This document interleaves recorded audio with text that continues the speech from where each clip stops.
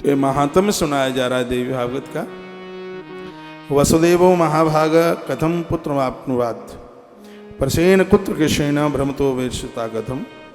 ऋषियों ने कहा, हे महाभाग वसुदेव जी, अपने पुत्र को उन्होंने किस प्रकार से प्राप्त किया। जब बच्चा उनका खो गया था, वन में चला गया था, तो उन्होंने कैसे उसे प्राप्त किया, इस विधि को आप विधि पूर्वक, आप विधान पूर्वक सुनाएं। श्रीमद् देवी भागवत की महिमा सुनकर इस पूरी कथा को सुनने का बहुत मन कर रहा है, इसे आप सुनाएं। तो सूर्य जी क्या कहते हैं, सत्राजित भोज वंशीयो द्वारवत्याम सुखम बसन। श्री द्वारका जी में एक सत्राजित नाम के यादव रहते थे, जो भगवान सूर्य के बहुत बड़े भगत थे। सूर्य भगवान के तो पुजारी बनी है, उन्हें अर्घ दीजिए। सूर्य भगवान को अर्घ देने से बुद्धि मिलती है, क्या नहीं मिलता। हनुमान जी के भी गुरु हैं सूर्य नारायण। सूर्य देव को अर्घ दें, एक लोटा जल उन्हें आप चढ़ाइए, आनंद हो जाएगा। उनको सप्तमी और रविवार दोनों बड़े प्रिय हैं। सूर्य भगवान के रथ में 7 घोड़े लगे हुए हैं। सूर्य भगवान की 7 परिक्रमा करने का भी विधान है। पंच देवताओं में सूर्य भगवान अपने घर के मंदिर में पूजे जाते हैं।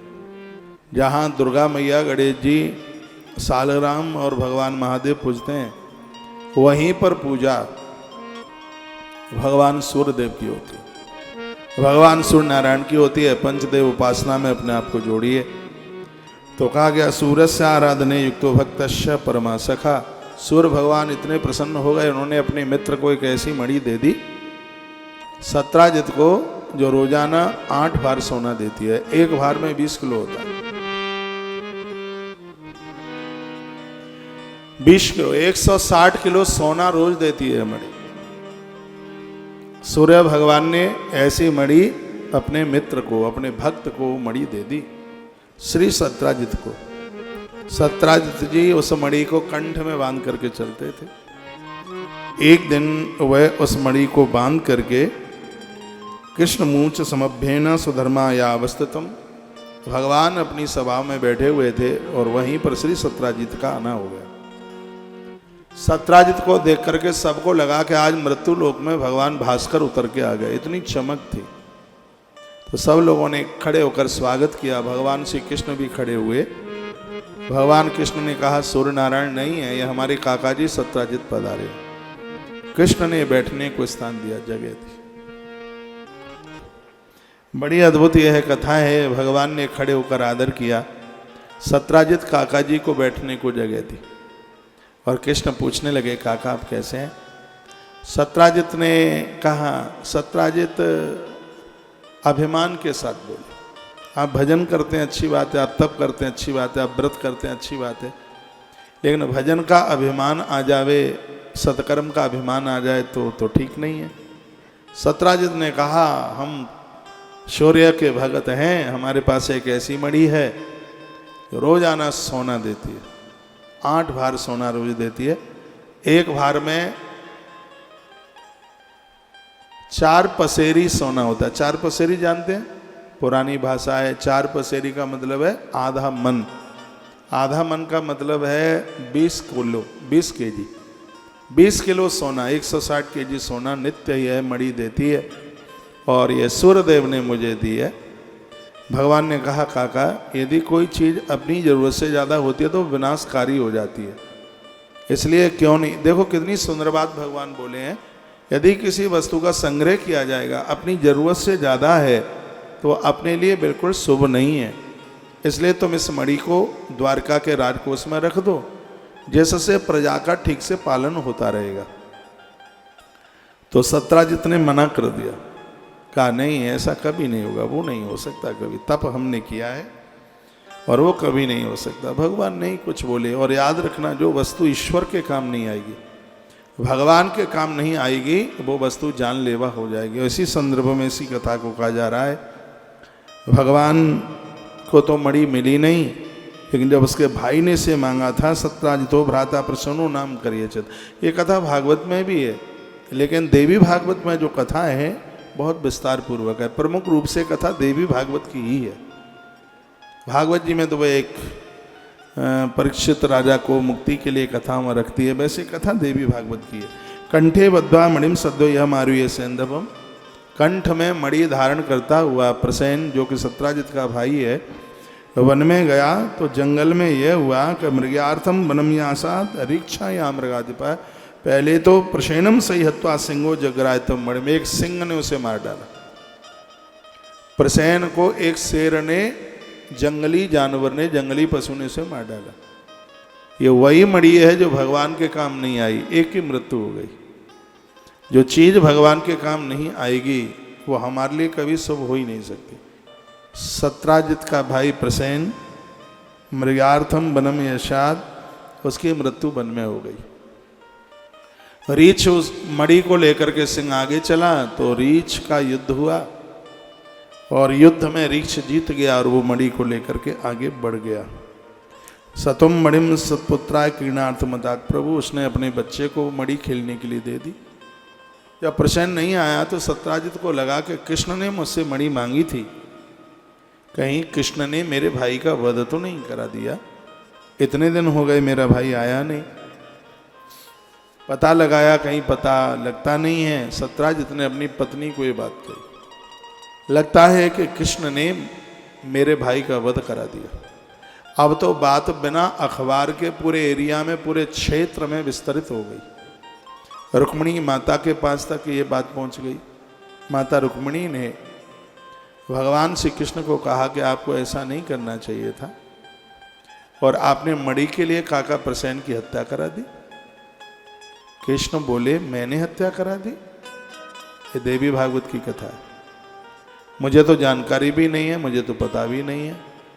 कृष्ण ने मन में विचार किया ये ऐसा हुआ कैसे। उसी समय नारद जी आ गए। नारद तो समाधान है, गुरु है ना नारद, और हमारे जीवन का समाधान गुरु करता है।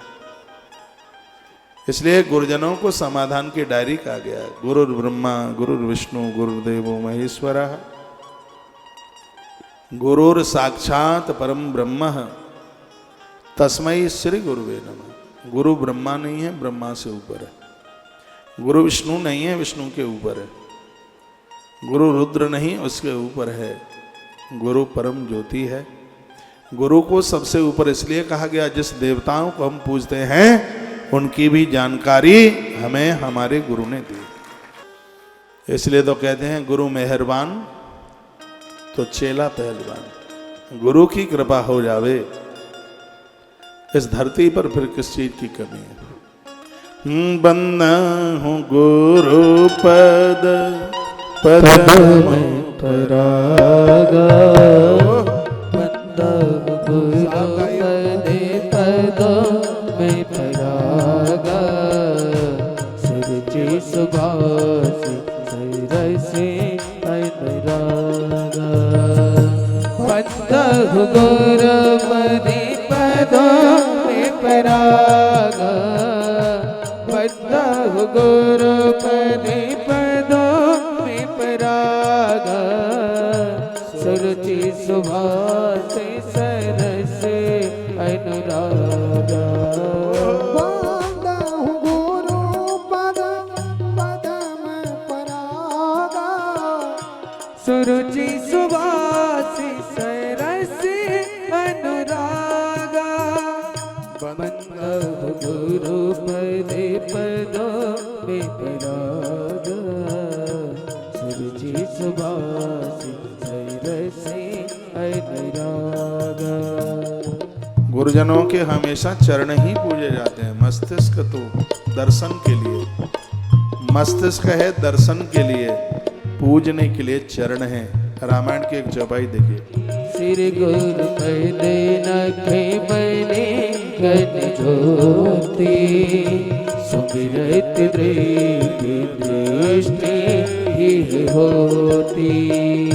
श्री गुरु पदे नखे बने गण ज्योति, श्री गुरु पदे नखे बने गण ज्योति, सुमिरत दृष्टि ही होती।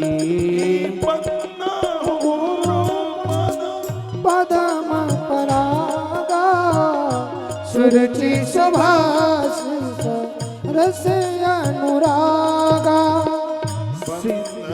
गुरु पदे पदो में परागा सुरुचि सुभाष सैरसी अनुरागा तव गुरु पदे पदो में परागा सुरुचि सुभाष सैरसी अनुरागा। गुरुदेव का जो जीवन है पदम मीन्स कमल की तरह। कमल की क्या विशेषता? कीचड़ में जन्म लेता है, लेकिन कीचड़ उसको छू नहीं पाता। गुरुजन संसार में पैदा होते हैं, जन्म लेते हैं, लेकिन संसार उनके ऊपर असर नहीं करता।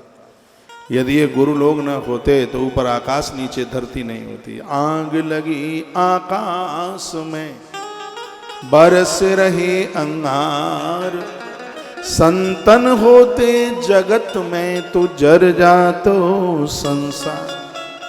यदि ये महापुरुष न होते संसार खत्म हो गया होता। गुरुजनों के साथ कभी विवाद नहीं, गुरुजनों के साथ तो सदैव संवाद ही होना चाहिए। मैं इस प्रसंग को आगे के लिए बढ़ाता हूं। पूरे नगर में यह आवाज हो गई कि कृष्ण ने प्रसेन का वध करा दिया और भगवान को पता भी नहीं था। नारद जी ने कहा, नारद समाधान है, नारद जी ने कहा तुमने भादों की चौथ का चंदा देखा है, इसलिए तुम्हें दोष लग गया। गणेश पुराण के अंतर्गत यहाँ एक कथा नारद जी ने सुनाई, उस समय उसका प्रायश्चित हुआ है। जो भादों की चौथ का चंदा देख ले, झूठा पेयस लग जाएगा, कलंक लग जाएगा। यदि ऐसा होता है तो इस कथा को यहाँ से सुन लीजिए। क्या कथा है? भगवान श्री कृष्ण सीधे सत्राजित के पास पहुंचे और सत्राजित को कृष्ण बोले, कहा काका आप ये कह रहे थे कि हमने मणि के लिए काका प्रसेन का वध करा दिया। कहा बिल्कुल वध करा दिया, बिल्कुल करा दिया। कहा हमें तो पता भी नहीं है। पूरे नगर में कर्फ्यू जैसी हालत हो गई और भगवान को इस धारा में बांध लिया गया। मर्डर केस भगवान के ऊपर लगाया गया। भगवान ने पूरे द्वारका के लोगों को इकट्ठा किया और वो खोज में चल पड़े। भगवान ऐसी खोज में निकले कि बहुत लंबे समय तक उनका आगमन नहीं हो पाया। अब ये कथा यहाँ मोड़ ले रही है। लोग भी इंतजार प्रतीक्षा करते हुए सब चले आए थे। वसुदेव जी महाराज रो रहे थे, रुदन कर रहे थे। इतने में क्या हुआ, आकाश मार्ग से देवसी नारद जी धरती पर उतरते हुए दिखाई दी। ये कथा देवी भागवत की। नारद ऐसे संत हैं जो मृत्यु लोक में रहते हैं और शरीर सहित ऊपर के लोकों में भ्रमण करने के लिए जाते हैं। जैसे ही देवर्षि नारद जी का आगमन हुआ, वसुदेव जी देख रहे थे, वो खड़े हो गए। उन्होंने बड़ा आदर किया, बैठने को जगह दी। देखा नारद जी ने कि वसुदेव जी की आंख में आंसू थे। पूछा गया तुम दुखी क्यों हो? तब उन्होंने कहा कि हे गुरुवर क्या बताऊं, मेरा पुत्र कृष्ण घर से चला गया है। ऐसी ऐसी घटना घटी है। प्रसेन का वध हुआ था, उसकी खोज में वो निकला और अभी तक उसकी वापसी हुई नहीं है। नारद जी कहते हैं पुत्र प्राप्य यदुसृष्टे, यदि तुम्हें अपना पुत्र चाहिए तो देवी आराध्य अंबिका, तो माँ भगवती जगदम्बा की आराधना कीजिए। आप उपवास किए हैं, व्रत किए हैं, कथा सुन रहे हैं, तो इसका मतलब है ये पूरा पुण्य आपके बच्चों को, आपके औलाद को लगने वाला है। और इस बात को कोरे कागज पर लिख लेना, माता रानी की उपासना करने से औलाद की उम्र बढ़ती है, बच्चों की तरक्की मिलती है। आपके बेटे परदेश तक गए हैं, बहुत ऊंचाई मिली है। आप ये मत सोचना कि सिर्फ इसमें बच्चों का पुरुषार्थ ही है, सिर्फ उनकी मेहनत से हो गया है। नहीं, इसमें भगवत कृपा और इसमें आपका तप है, इसमें आपकी तपश्चर्या है, तब यह संभव हो पाया है। तो क्या सुंदर बात कही, पुत्र प्राप्य यदुसृष्टा देवी आराध्य अंबिका। आप जगदम्बा भगवती की आराधना कीजिए और हमें विश्वास है तस्या आराधने नैव सत्य श्रेय वाप्स्यसि, उनकी आराधना करने से शीघ्र ही आपका कल्याण होगा, आपका बेटा घर आ जाएगा। यह है नारद जी बोले। आप आराधना शुरू तो करें। वसुदेव जी ने कहा भगवन काहि सा देवी किम प्रभावा महेश्वरी। आप माता भगवती की शरण में जाइए। वसुदेव जी कहने लगे भगवन काहि सा देवी किम प्रभावा महेश्वरी। आप बताइए माता रानी का परिचय क्या है। यहाँ भी पूछा जा रहा है माँ की पूजा के लिए कैसे उनकी पूजा होती है। तो नारद जी कहने लगे कि वसुदेव महाभाग शृणु संक्षेपतो मम। हे वसुदेव जी महाराज आप संक्षेप में सुनिए। देवा महात्म्य अतुलम को वक्तुम विस्तराक्षम। माँ का विस्तार महात्म्य है, ऐसी किसको ताकत है, शक्ति है जो मैया की महिमा का पूर्ण रूप से गायन करके बता दे। किसी में सामर्थ्य नहीं है, किसी में भी यह शक्ति नहीं है, फिर भी मैं अपनी बुद्धि की क्षमता के अनुसार तो मैं इस कथा को सुनाऊंगा। कदया सा भगवती नित्या सच्चिदानंद रूपिणी परात्परतरा देवी अया व्याप्तमिदं जगत। संसार के कड़गड़ में जो व्याप्त है वह माँ दुर्गा भगवती है। यदा आराधन तो ब्रह्मा सृजति चराचरम। ब्रह्मा की शक्ति ब्रह्माणी बनकर सृजन कर रही है धरती का। नारायण की शक्ति लक्ष्मी बनकर पालन और महादेव की शक्ति रुद्राणी बनकर पूरे दुनिया के उद्धार और श्रृंगार में लगी है। जहाँ तीनों शक्ति इकट्ठी एक जगह खड़ी हो जाए उसी को तो वैष्णो माता कहते हैं। माता वैष्णो देवी में 3 पीठ हैं, 3 पिंडियाँ हैं। एक सृजन कर रही है, एक पालन कर रही है और एक सबका उद्धार कर रही है। एक रजोगुण को लिए, एक सतोगुण को लिए और एक तमोगुण के द्वारा अन्यायी और अपराधियों का नाश कर रही है। हमने तो यहाँ तक पढ़ा है कि यदि समय से पहले यदि किसी की मृत्यु हो गई है और वो अपने समय तक नहीं पहुँच पाया तो इसका मतलब इसमें जो वर्णन है वही मैं निवेदन करूँगा कि वह लोग हैं जो माता भगवती को वंदन और पूजन नहीं कर पाए, माँ को नहीं समझ पाए थे। इसलिए माँ के दरबार को जरूर पकड़िएगा। यथाराधन तो ब्रह्मा सहितम चराचरम संसार बंध हेतुर्या से मुक्ति प्रदायिनी। ऐसी माँ भगवती है जो संपूर्ण संसार को मुक्त करती है। नवरात्रि विधानेन संपूज्य जगदम्बिका। यूँ तो माता की पूजा के विधान बहुत हैं लेकिन नवरात्रा तो कभी छोड़ना मत, ऐसा नारद जी भी वसुदेव जी को कहते हैं। नारद जी ने तो नवरात्रा करना राम जी को भी सिखाया किष्किंधा पर्वत पर, देवी भागवत की कथा सुनाई। आगे आप सुनेंगे नवरात्रा की पूजा देवसी नारद जी ने किष्किंधा पहाड़ पर कुंवार की नवरात्राएं थी। भगवान प्रभु श्री राम जी ने पूजन किया, नवरात्रा का व्रत किया, नारद जी ने बताया। और देखिए मैं लीपापोती नहीं कर रहा हूँ, सत्य यही है। यदि आपने नवरात्रा का व्रत किया है तो वर्तमान समय में आपने एक बहुत बड़ी जंग जीत ली है, बहुत बड़ा काम कर लिया है। मैंने व्रत की महिमा पढ़ी।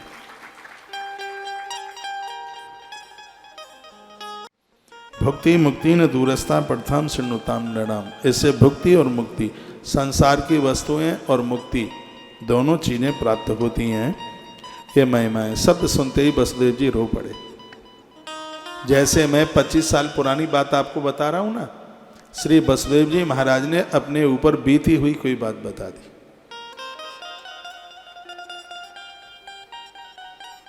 एक बात बताऊं मैं आपको, अबोध थे, अनविज्ञ थे, कोई जानकारी तो होती नहीं थी। तो हमारे मित्र स्कूल के बच्चों ने कहा हमने तो ये मांगा है, हमने तो ये मांगा है, हमने तो ये मांगा है, तुमने भी कुछ मांगा है क्या? मैंने कहा मांगा तो नहीं है, अब तुम सब कह रहे तो मांग ही ले लेता हूँ। कहा क्या मांगोगे? मैंने कहा मेरी साइकिल रोज पंचर हो जाती है। हाँ सही बात है, अब साइकिल रोज पंचर होती है और वो भी पुरानी हो गई है। अब माँ से ये मांग के जा रहा हूँ, मेरा विद्यार्थी काल था, मैया एक नई साइकिल दे देगी। उस समय की बात थी। और आप विश्वास करें मैं यहाँ से लौट करके गया, मैया ने साइकिल तो नहीं दी, मैया ने स्कूटर जरूर दे दिया जाते यहाँ से पहुँचते। ये बिल्कुल सत्य है, मैं माँ की व्यासपीठ पर बैठा हूँ, इसमें झूठ नहीं है। मैया ने स्कूटर दे दिया है स्कूटर जाते स्कूटर दे दिया। वो आया कैसे वो बात अलग है। मैया यम यम चिंतते कामम। माँ के दरबार में जैसे आप उसके प्रार्थना लेकर के उसमें जाएंगे। माँ एक चीज़ मैं 25 साल पहले मांग के गया था, और स्कूटर, बाकी बात तो वो सब मित्रों के साथ में कह के वो स्मरण कर लिया था, लेकिन मैं माँ को ये बोल के गया था, हे माँ कृपा करना, मेरा वृंदावन मत छुड़वाना। ये माँ ने कृपा की है, वृंदावन का वास मिल गया। ये देहली में मैंने प्रार्थना किया। मैं बहुत मानता हूँ इस दरबार को। जो भी इस देश में इस दरबार में जुड़े हैं उनके लिए बहुत आनंद ही आनंद है। मैं तो वैसे भी प्राय कथाएं कहता हूँ, तो एक आध महीने में कथा में मैं माँ वैष्णो देवी माँ की बात बोल ही देता हूँ। माँ का प्राकट्य कैसे हुआ, एक कहीं किसी ग्रंथ में पढ़ रहा था कि महात्मा लोग पैदल आ रहे थे, पड़ाव डाला, कुछ लोग एक भगवती के मंदिर में बकरे भैंसे काट काट के चढ़ा रहे थे। साधुओं का पड़ाव पास में था। महात्माओं ने देखा, महात्मा रो पड़े। माँ के सामने महात्मा रोए, और जैसे ही साधु रोए तो प्रतिमा फाड़ करके भगवती प्रकट हो गई उस समय। ये सत्य घटना है। उन्होंने पूछा महात्मा को, साधु तुम क्यों रो रहे हो? तो साधुओं ने कहा, माँ तुझे अपना सबसे प्रिय नाम क्या लगता है? तो उसने कहा जगदम्बा। तो महात्माओं ने कहा ऐसा क्यों? तो बोले मैं पूरे जगत की माँ हूँ इसलिए। तो बोली मैं जगत की, पूरे संपूर्ण जगत की माँ हूँ तो इसलिए। तो उन्होंने कहा माँ तुम देवताओं की भी माँ हो? कहा हाँ। तुम मनुष्यों की भी माँ हो? कहा हाँ। तुम जानवरों की भी माँ हो? हाँ। तो तुम बकरे और भैंसे और मुर्गे इनकी भी माँ हो? माँ ने कहा बिल्कुल हाँ। तो महात्माओं ने कहा जब तुम सबकी माँ हो तो तुम्हारे दरबार में ये क्यों बलियां चढ़ाई जा रही हैं? ये लोग क्यों, ये जीव क्यों मारे जा रहे हैं? मैया की आंख में आंसू आ गए। मैया ने कहा हे महात्माओं, आज मैं प्रतिज्ञा करती हूँ मैं वैष्णव धर्म का निर्वहन करूंगी। साधुओं ने कहा तुम वैष्णव धर्म का निर्वहन करोगी तो हम भी कहते हैं कि लोग तुम्हें वैष्णव माता के नाम से जानेंगे। तब से माँ का नाम वैष्णव माता हुआ। इस दरबार में लोगों को आने में देर लग सकती है, लेकिन काम पूरे होने में देर नहीं लगती। माँ के दरबार में कोई इंसान नहीं है, सिर्फ माँ को नारियल चढ़ता है। हाँ, सिर्फ माँ के दरबार में कोई बलि नहीं, इतनी साफ सफाई। एक बात मैं कहूँगा, मैंने दुनिया में बहुत मंदिरों के पुजारी देखे, लेकिन वैष्णो माता के दरबार जैसा पुजारी नहीं देखने में। आहा क्या कमाल है। लगता है कि माँ के सच्चे पुजारी, सच्चे भगत बैठे, कोई धक्का मुक्की नहीं। सुबह से लेकर के रात भर तक ड्यूटी देते हैं, लेकिन क्या है उनके चेहरे पर कहीं किसी भी प्रकार का मुरझापन हो, कहीं किसी भी प्रकार का खींचपन हो? बिल्कुल नहीं। इसलिए लोग यहाँ दौड़े दौड़े आते हैं, अपनी मुरादों को पूरा करते हैं। इसी दरबार का भगत, इसी दरबार का गुलशन कुमार दुनिया में नाम हुआ है। इसी दरबार का भगत भजन सम्राट लखा सिंह, इसी दरबार का। इस दरबार में जो आया है भैया, वो दिन दूना रात्रि चौगने के रूप में बढ़ा।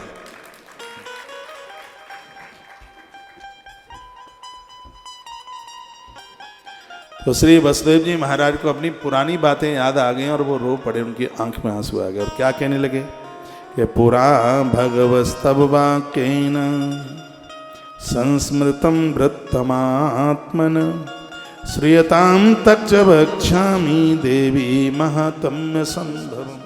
श्री वसुदेव जी महाराज की आंख में आंसू आ गए। तो कहने लगे गुरुदेव देवी महात्म्य संभव, आपने माँ की जो महिमा का वर्णन किया है वो घटना मेरे बीच में घटी है। क्या क्या हुआ था? कारागारे अमवशम देव क्या से भार्यया। शायद मेरे ऊपर जैसी विपत्ति आई है गुरुजी किसी के ऊपर आई हो। मेरी पत्नी के तो हाथ की मेहंदी भी नहीं छूटी। मेरी पत्नी के भाई ने मुझे और मेरी पत्नी को कारागृह में डाल दिया। कारागृह में डाला ही नहीं, मेरे 6 बच्चों को उसने मार डाला। 7वां देवकी के गर्भ में ही नहीं रहा। मैं बहुत ज़्यादा रुदन कर रहा था, जेल में पड़ा था। वसुदेव जी कहते हैं मैं जेल में पड़ा था, मैं बहुत कष्ट में था। इतने में मेरे सामने से एक महात्मा निकले, उनका नाम था महात्मा गर्ग। उन्होंने मुझे रोते हुए देख लिया। हे गुरुदेव, साधु ही तो लोगों की तकलीफ को समझता है, आंखों के आंसू का महत्व समझता है। मैं रो रहा था, मेरी पत्नी देवकी मुझे समझा रही थी और मुझे कह रही थी कि महादेव सब अच्छा कर देंगे, महादेव सब बढ़िया कर देंगे। मेरी आंख के आंसुओं को वो पहुंच रही थी। जब पति को बहुत तकलीफ होती है तब माताएं बहुत समझाती हैं। हरिश्चंद्र राजा को तकलीफ हुई तो तारा समझाती है, कहते सब ठीक हो जाएगा, सब बढ़िया हो जाएगा। मैं अपनी बहनों को कहना चाहूँगा, कोई आफत, दिक्कत, परेशानी, कोई घाटा आवे तो पति को बार बार कोसिए मत, तुमने घर का चौपट कर दिया, तुमने सब कबाड़ा कर दिया, तुमने सब उजाड़ दिया। कोई आदमी अपनी तरफ से ऐसा करता नहीं है, यह अपने आप हो जाता है। आपको अर्धांगिनी कहा है, हमने तो यहाँ तक पढ़ा है, मुसीबत में भाई संग छोड़ देता है, ऐसा होता है। लेकिन ग्रंथ ये भी कहते हैं कि एक साथ भामर पड़ने वाली पत्नी है जो व्यक्ति की छाया संग छोड़ सकती है, लेकिन घर वाली संग नहीं छोड़ सकती। कभी कोई ऐसी घटना घटे भी, दिक्कत आवे भी, तो अपने पति को ये कहना, आप चिंता न करो, सब ठीक हो जाएगा, आप क्यों परेशान हो रहे हैं, आप अकेले थोड़े ही है, हम भी तो आपके संग ही हैं। मैं आपसे कुछ नहीं मांगूंगी, बिल्कुल भी। आप थोड़ा मुस्कुराइए, आप ठीक से रहिए। जब मैं तुम्हें दिक्कत में देखती हूँ तो मेरा खून पानी हो जाता है, मुझे कष्ट होता है, मुझे दिक्कत होती है, आप क्यों चिंता करते हो। मैं अपने पापा को बोल दूंगी, मैं अपने भैया को बोल दूंगी, मैं अपनी बड़ी बहन को बोल दूंगी, आपको हम परेशान नहीं होने देंगे, सब ठीक हो जाएगा। पत्नी हमेशा यही कहती है। श्री वसुदेव जी कहते हैं, जब मुझे बहुत तकलीफ थी, ये कथा भागवत में नहीं है, देवी भागवत की है, यदि मैं ग्रंथ से हटकर जाऊंगा तो ग्रंथ के साथ अपराध हो जाएगा, इसलिए मुझे वही कथा कहनी है जो कथा इस ग्रंथ की है, बैनर पर जिसका नाम लिखा है श्रीमद् देवी भागवत। और मैं श्रीमद् देवी भागवत के अध्याय नंबर 2 के श्लोक नंबर 43, 44, 45, 46, 47, 48 इन श्लोकों का व्याख्यान कर रहा हूँ। तो श्री वसुदेव जी महाराज कहते हैं कि मेरी पत्नी मेरी आंख के आंसू पहुँच रही थी और मैं बहुत दुखी था। कारागारो हम वशम देवक्या से भार्या जातम जातम संवधित पुत्रम कंसोपी पाप कृत। पापी कंस ने मेरे बच्चों को मारा। सठ पुत्रा निहितास्तीन तदा शोका कुलावृसम। क्या बीती होगी हमारे ऊपर जिनके आंखों के देखते देखते 6 बच्चे मारे गए। क्या बताऊं, उसी समय एक घटना घट गई। क्या हुआ, तदा हम गर्ग हुआ मुनिम नत्ता विपूज्य चा। उसी समय मैंने महात्मा को आते देखा। संत दर्श जिमी पातक टरई। संतों के दर्शन से तो भला होता है, संतों के दर्शन से सदैव आनंद होता है। आज तक संतों से कभी कोई घाटा नहीं हुआ। हनुमान जी कहते हैं रामायण, गोस्वामी तुलसीदास जी लिखते हैं, हनुमान विभीषण के बीच का प्रसंग है। साधु ते होई न कारजहानि।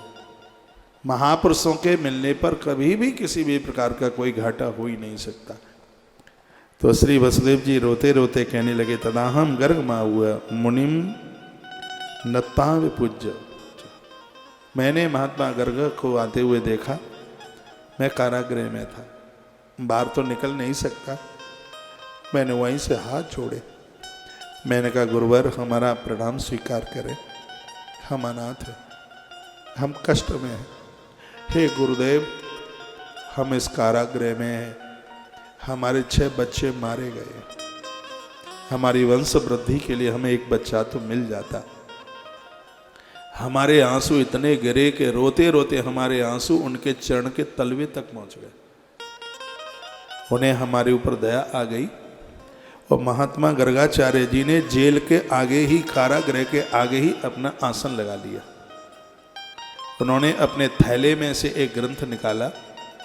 नारद जी को वसुदेव कहते हैं, हे गुरुदेव, उस ग्रंथ का नाम था देवी भागवत। मुझे आज भी ध्यान है, उन्होंने वहीं चौकी पर उस ग्रंथ को स्थापित किया। उन्होंने मुझे कहा, हे सूरसेन के पुत्र, मैं यहाँ तुम्हारे ही लिए भगवत प्रेरणा से, माँ की कृपा से आया। माँ ने यह कहा है कि मेरा भक्त कारागृह में बहुत कष्ट में है, उसके बच्चे मारे जा रहे हैं, तुम उन्हें मेरा चरित्र सुना करके आओ, देवी भागवत कथा सुना के आओ। मैं मैया जी की ही प्रेरणा से तुम्हारे पास चल करके आया हूँ। यदाराधनता सर्वे सर्वान् कामान वाप्नुयात्। वसुदेव जी कहने लगे कि गर्गाचार्य जी ने सबसे पहले जो मुझे बात कही थी वो बात यह थी कि माता रानी संपूर्ण कामनाओं को पूर्ण करती है।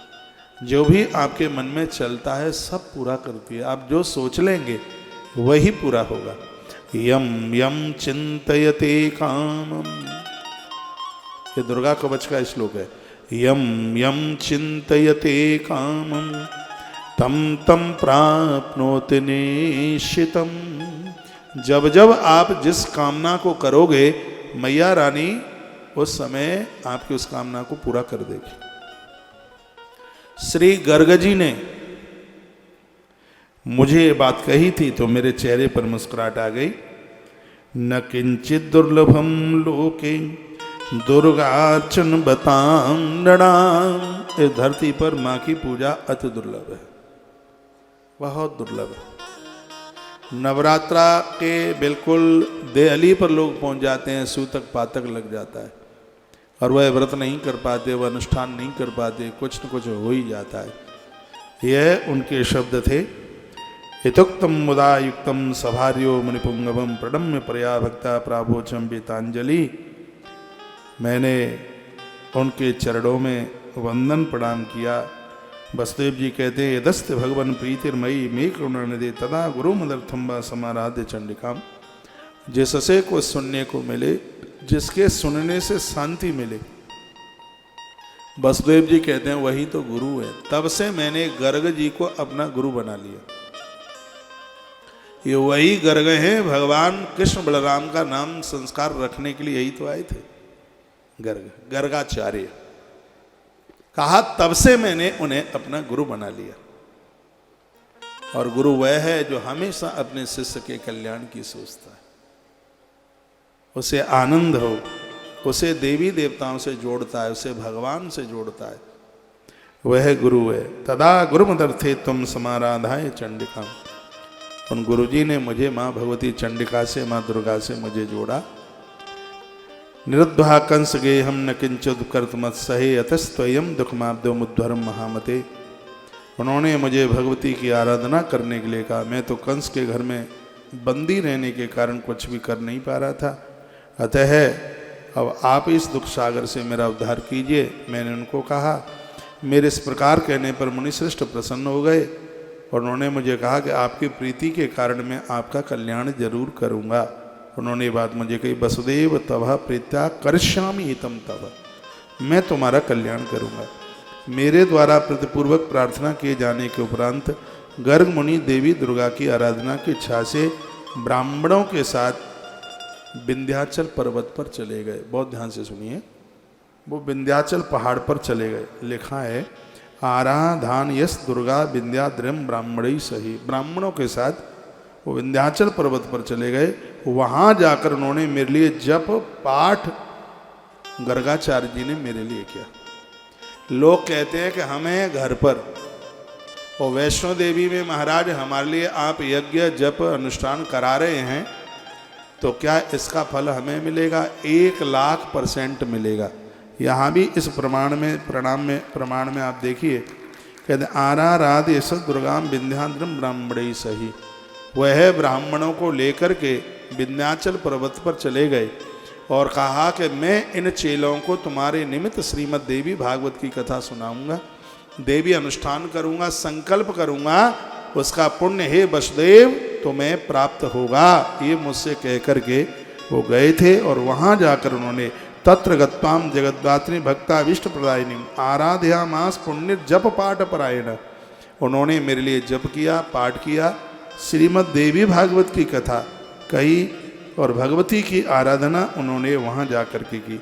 समस्त प्रकार के पाप एवं अनाचार स्वरूप पृथ्वी के भार का नाश करने के लिए मेरी पत्नी देवकी के गर्भ में साक्षात परमात्मा चल करके आए। उन गुरुदेव की पूजा के द्वारा कंस भीतात्मा दाया बाल आनक दुंदव। कंस भयभीत हो गया था, उसने मेरे अष्टम पुत्र को भी मारने की कोशिश करी। लेकिन आकाशवाणी हुई थी, आकाशवाणी ने कहा था कि अष्टम संतान को तुम यशोदा तनयाम नीत्वा सुग्रही कंस भुभुजे, यशोदा के घर में बेटी हुई है, उसको यहाँ ले आओ और इस पुत्र को वहाँ ले जा करके सुला दो। नारद जी को वो कहने लगे और मैंने ऐसा ही किया, और मैं उस बेटे को, उस बच्चे को ले करके और मैं पहुँच गया श्री नंद जी के यहाँ पर मैं पहुँचा। मैंने वो बेटी को वहाँ से लिया और बेटे को वहाँ मैंने सुला दिया, और तत्पश्चात जो आनंद हुआ, मुझे पुत्र की प्राप्ति हुई, और वह पुत्र मुझे माँ दुर्गा की कृपा से मिला है। हे गुरुदेव, वही पुत्र आज मुझसे लापता हो गया है। और पुत्र कैसे मिले, इसके लिए आप कृपा कर दीजिएगा। तब कहा कि कथा के लिए मार्कंड्य पुराणोक्तम पेठुर्दिव्याम स्तवम तथा, कथा में आने वाले विघ्न बाधाओं के समनार्थ ब्राह्मण देवी के नवाक्षर मंत्र का पाठ करें। नवाक्षर मंत्र ओम ऐं ह्रीं क्लीं चामुंडाय विच्चे, इस मंत्र का जप तथा मार्कंड्य पुराण में वर्णित देवी स्तोत्र, देवी स्तोत्र दुर्गा सप्तशती का नाम है। कहा मार्कंड्य पुराण में है दुर्गा सप्तशती, पूरी 13 अध्याय। तो उसी बात को यहाँ कहा गया मार्कंडेय पुराणोक्तम पेठुर्दिव्या स्तवम तथा। माता रानी को प्रसन्न करने के लिए दुर्गा सप्तशती के पाठ बड़े अद्भुत हैं। स्वयं इस बात को देवर्षि नारद जी बोले। प्रथम स्कंद के आरंभ में ही वसुदेव जी देवर्षि नारद के मुख से निश्चित अमृत स्वरूप श्रीमद् देवी भागवत पुराण की भक्ति पूर्वक कथा को श्रवण करने लगे, और तत्पश्चात जब 9वें दिन कथा की समाप्ति का समय आया, श्रीमद् देवी भागवत ग्रंथ और कथावाचक दोनों का पूजन हो रहा था। प्रसन्न पूज्या मासा वसुदेव महामना, 9वां दिन चल रहा था, नारद जी कथा सुनाए थे। नारद जी भी बड़े प्रसन्न थे और उधर श्री वसुदेव जी महाराज भी बड़े प्रसन्न थे। और दोपहर का समय आया, क्यों कोई भी अनुष्ठान होता है तो उसमें यज्ञ की बड़ी महिमा है, विशेषता है। यज्ञ के द्वारा यदि बीच में कोई भगवद अपराध हो गया है तो यज्ञ के द्वारा उसका प्रायश्चित हो जाता है। यज्ञ वही विष्णु, श्री राधे, यज्ञ वही विष्णु, यज्ञ तो साक्षात भगवान का रूप है। जप करने से सिर्फ स्वयं का कल्याण होता है, लेकिन यज्ञ से पूरी समष्टि का कल्याण होता है। यज्ञ का धुआं, यज्ञ की खुशबू जहाँ जहाँ तक पहुँचती है तो वहाँ तक जीव का कल्याण होता है। यज्ञ की इतनी बड़ी महिमा है। लकड़ियों के समिधा के दान को बहुत बड़ा दान बताया गया। इतनी जगह पर कहाँ का लकड़ी का दान कहाँ कहाँ होता है, ब्रह्म पुराण में वर्णन है। लकड़ी की काष्ठ की प्रतिमाएं बन रही हों तो वहाँ पर लकड़ी का दान कर देना चाहिए। भगवान के देवालय के किवाड़ कपाट बन रहे हों तो वहाँ पर लकड़ी का दान कर देना चाहिए। चंदन घिसकर भगवान के माथे तक जा रहा हो तो वहाँ लकड़ी का दान कर देना चाहिए। और यदि कहीं पानी में कोई डूब रहा है उसको बचाने के लिए, लकड़ी दान स्वरूप उसको बचाने के लिए उसको नदी में लकड़ी छोड़ देनी चाहिए। और मरघट में शमशान घाट में बताया गया है कि अर्थी को जलाने के लिए लकड़ी का दान कर देना चाहिए। और यजन में, यज्ञ में लकड़ी का दान कर देना चाहिए। बड़ा अद्भुत वर्णन किया। गुरुजनों को लकड़ी की खड़ाऊँ चरण पादुका बना करके, लकड़ी की खड़ाऊँ बना करके ब्राह्मणों को, संत महापुरुषों को उन खड़ाऊँ का, लकड़ियों की खड़ाऊँ का दान कर देना चाहिए। और वर्णन यह भी किया गया यदि आपसे हो सके तो नदियों को पार होने के लिए किसी नाविक के लिए लकड़ी का दान करके लोगों को पार उतारने के लिए लकड़ी का दान कर देना चाहिए। तो लकड़ी की बात तो बड़ी अद्भुत है। कबीर साहब ने तो लकड़ी के ऊपर एक बहुत बड़ी कहानी, एक बहुत बड़ा उन्होंने तो भजन ही बना करके तैयार कर दिया। तो वर्णन है कि 9वां दिन था, यजन की पूरी तैयारियां हो गई थी, यज्ञ की पूरी तैयारी हो गई थी। और दुर्गा सप्तशती के अध्यायों के द्वारा प्रथम अध्याय से लेकर के 13वें अध्याय तक दुर्गा सप्तशती के देवी मंत्रों के द्वारा यज्ञ में आहुतियाँ डाली गईं। और यह स्पष्ट वर्णन है, लिखा है कि जैसे ही पूर्णाहुति का समय आया उसी समय भार्या सहितम कृष्णम वसुदेव पुरोगमा उसी समय भगवान श्री कृष्ण अपनी पत्नी जामवंती के साथ उस यज्ञ मंडप में आकर के प्रकट हो गए। इधर यज्ञ की पूर्णाहुति हुई, उधर भगवान श्री कृष्ण गए थे तो अकेले, लेकिन उससे घरवाली को और लेके आ गए। किसको लेकर के आए? जामवंती को लेकर के भगवान पधारे। दृष्ट्वा हर्ष श्रुपूर्णाक्षा सम बापू पुरामुदम। सूत सौनक ऋषियों को कहते हैं कि भगवान श्री कृष्ण ने अपने पिताजी के चरणों में प्रणाम किया, देवश्री नारद जी को प्रणाम किया।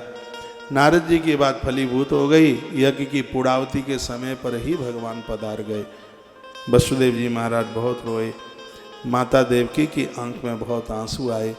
तो इसकी फलश्रुति में वर्णन किया गया है, जो भी माता रानी का वंदन पूजन करेंगे, देवी भागवत की कथा सुनेंगे, उनके बच्चे कभी माता पिता की आंखों से ओझल नहीं होंगे।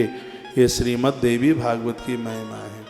कमाने के लिए यदि दूर भी चले जाएंगे तो मन से वो माता पिता के चरणों में रहेंगे। यह महिमा है। देवर्षि नारदास्य कृष्णा आगमन हर्षिता आमंत्र वसुदेवंच कृष्णम ब्रह्म सभा में। देवश्री नारद भी श्री कृष्ण के आगमन से हर्षित हुए और उन्होंने वसुदेव जी तथा श्री कृष्ण से विदा लेकर के अपने ब्रह्म सभा के लिए उन्होंने प्रस्थान किया। कथा सुना करके गए थे। तो हरि चरितमिदं यत् कीर्तितं दुर्यत शोधनम पठन्ति विमला भक्त्या शुद्ध चित्त स्नोतु। जो मनुष्य निष्कपट भक्ति एवं शुद्ध हृदय से भगवान के इस विख्यात तथा कलंक नाशक चरित्र का पाठ एवं श्रवण करेंगे, श्रीमद् देवी भागवत की कथा सुनेंगे, देवी मैया उन भक्तों की संपूर्ण मनोकामनाओं को पूरा कर देगी। इसमें कोई संशय वाली बात नहीं है। जगत चवपसोन्यो मुक्त मार्गा लवेचा। अंत में मुक्ति मिलेगी, अंत में उद्धार होगा। इतनी बड़ी महिमा भैया इस श्रीमद् देवी भागवत की है। इसलिए सजग समझदार लोगों को अवश्य में देवी महात्म्य पढ़ना सुनना चाहिए। हो सके तो वो व्रत करे, अखंड ज्योत जलाए।